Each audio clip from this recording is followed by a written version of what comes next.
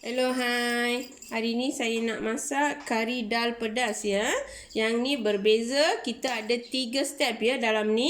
Yang ni cukup berbeza ya kari dal yang ni sebab kita nak buat rempah sendiri ya. Sekarang saya nak tunjuk step 1 dulu, dia ada 3 step ya. Okey, step 1 ni kita nak masak dal dulu ya. Saya ambil Australian dal dalam satu cawan, dah rendam selama 3 jam. Tomato 3 biji sederhana ya. Saya ambil tomato sederhana 3 biji. Terung saya ambil 4 biji kecil saja ya. Sebab saya ambil terung biasa kecil macam ni saja, saya ambil dalam 3 biji ya. Kunyit 1 sudu besar, daun kari 3 tangkai kecil, cili padi dalam 8 ataupun 9 biji. Bawang putih saya ambil 5 ataupun 6 ulas ya. Sekarang saya nak masak dal dulu ya. Okey, sekarang saya masuk 2 cawan air ya. Cawan tu kena pakai cawan macam biasa saja kita ambil yang dal ya. Okey, tomato.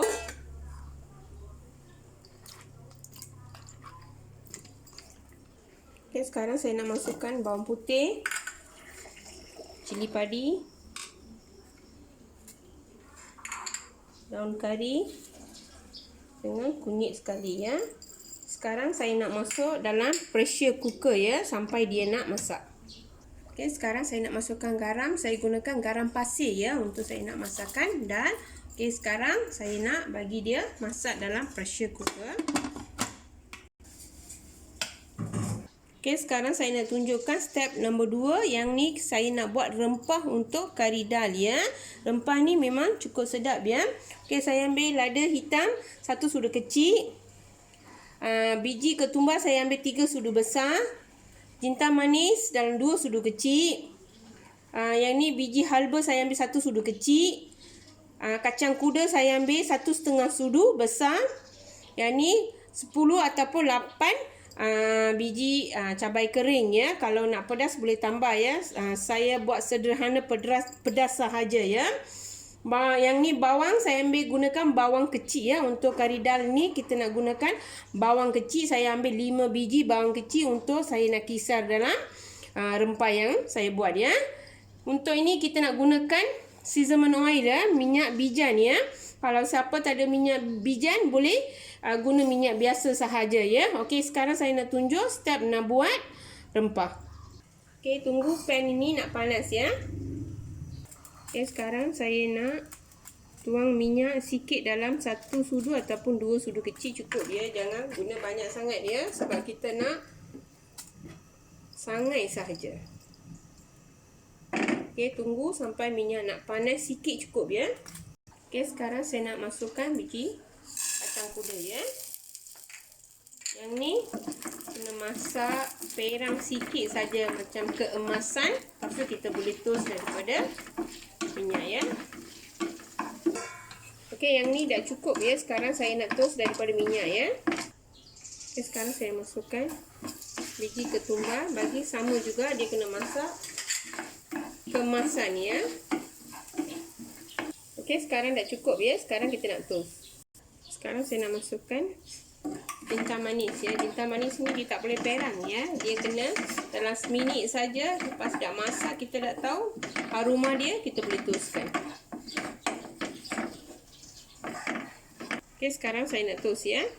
Okey, sekarang saya nak tuang 1 sudu kecil minyak ya. Okey. Lepas tu masukkan biji halba dengan lada hitam sekali. Tunggu dia nak masak ya.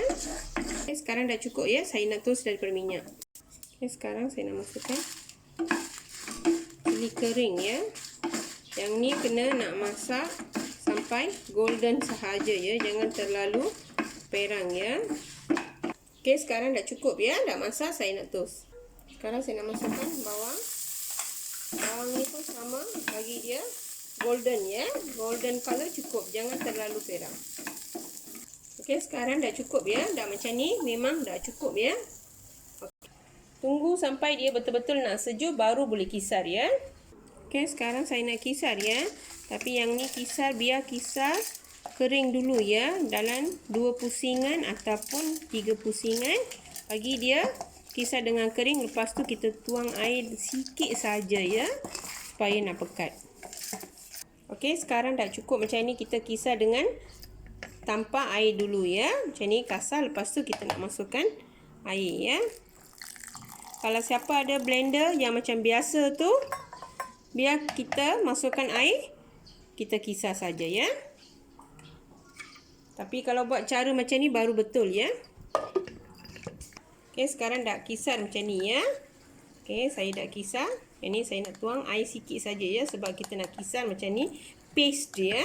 Macam paste, baru masa kita nak tumis tu aroma dia cukup bagus ya.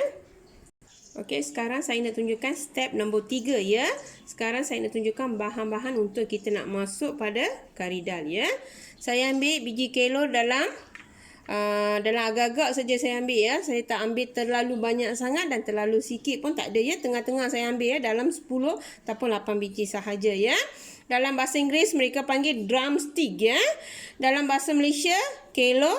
Dalam bahasa India mereka panggil murunggakai ya. Okey, saya ambil bawang kecil ya. Untuk ni kita nak gunakan bawang kecil saja ya. Saya ambil dalam 10 hulas bawang kecil.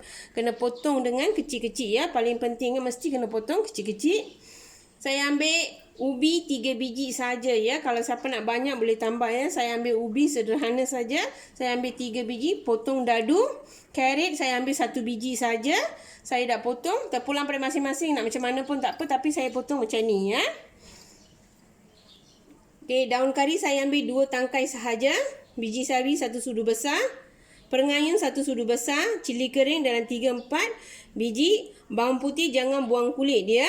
Saya ambil dalam 8 hulas, dah siap ketuk ya. Ketuk saja ya, tak payah tumbuk ya. Cuma ketuk saja supaya bau dia, aroma dia cukup bagus ya. Okey, sekarang saya nak tumis. Okey, sekarang saya nak tuangkan minyak bijan ya. Saya gunakan minyak bijan. Kalau siapa tak ada minyak bijan, gunakan minyak biasa saja ya. Kalau gunakan minyak bijan ni memang cukup bagus ya. Aroma dia pun cukup bagus. Healthy pun memang cukup healthy ya. Saya gunakan minyak agak-agak saja ya. Okey. Minyak ni jangan terlalu panas sangat ya. Kena agak-agak panas cukup. Sekarang saya nak masukkan biji sawi dulu. Lepas dah masuk biji sawi, tunggu sampai biji sawi ni nak masak dulu. Okey, sekarang saya nak masukkan bawang putih. Lepas dah bawang putih, bagi di bawang putih ni masak dulu dalam 1 minit ataupun 2 minit ya. Bagi dia masak dulu, baru aroma dia memang cukup bagus ya. Masa kita nak makan pun memang sedap. Okey, sekarang saya nak masukkan bawang kecil. Bagi dia betul-betul nak masak ya, biar dia jadi perang dulu. Lepas tu saya nak masukkan bahan-bahan yang lain. Okey, sekarang saya nak masukkan cili kering dengan daun kari sekali ya.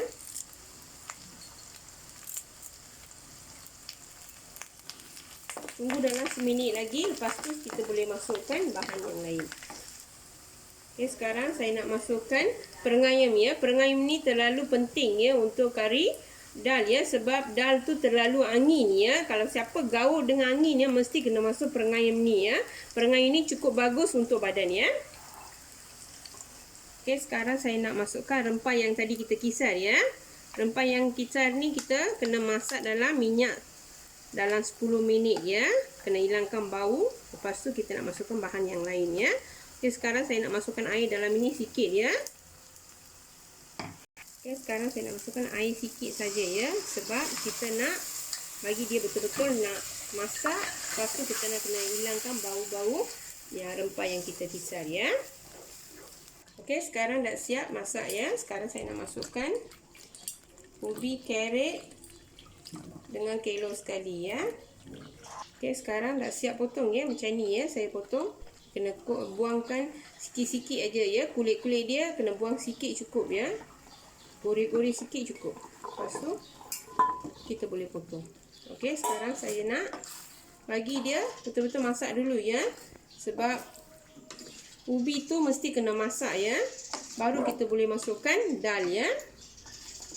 Okay, sekarang saya nak masukkan garam ya. Saya gunakan garam bukit. Masa kita nak masuk berhati-hati ya. Sebab dalam dal pun kita ada masukkan garam ya. Okay, sekarang tunggu sampai ubi dengan bahan-bahan yang lain saya masuk ni. Mesti kena masak betul-betul baru saya boleh masukkan dal ya. Okey, sekarang dah masak ya. Last kali saya nak masukkan dal yang tadi kita masak ya. Sebab dal ni last kali baru kita boleh masuk ya. Okey, last kali kita nak masuk dua bahan ya. Satu, air asam jawa dalam 25 ml cukup ya. Sikit ya, ambil air asam jawa dalam agak-agak saja ya. Sebab ni dalam ni tak boleh tuang banyak sangat tau. Sikit saja untuk kita nak rasa saja. Kita ambil kecil macam ni bulatan asam jawa cukup ya. Yang ni daun ketumbar agak-agak saja, last kali kita nak tabur ya. Okey, sekarang last kali saya nak masukkan air asam jawa. Sikit cukup ya, jangan tuang banyak sangat ya. Tuang sikit cukup. Lepas ni saya nak masukkan daun ketumbar ya. Okey, daun ketumbar ni kita buat macam ni saja ya, tak payah kita potong. Just kita masuk macam ni saja supaya aroma dia bagus ya. Dengan healthy pun dia cukup healthy ya.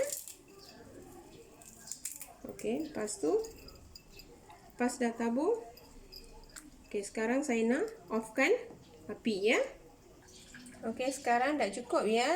Kari dal pedas ni memang sedap ya. Boleh cuba dekat rumah ya. Selamat bercuba.